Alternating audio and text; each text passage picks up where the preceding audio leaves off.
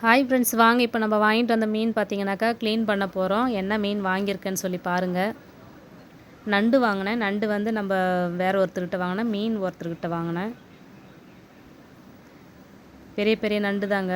4 நண்டு 300 ஒரு கிலோவுக்கு 4 நண்டு தான் நின்றுச்சு. 300 அது.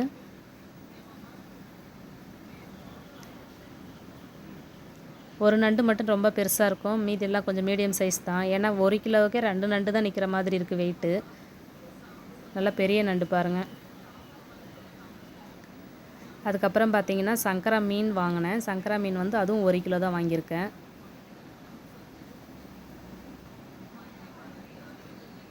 மீனும் நல்லா ஃப்ரெஷ்ஷாக தாங்க இருந்தது சங்கரா மீனும்.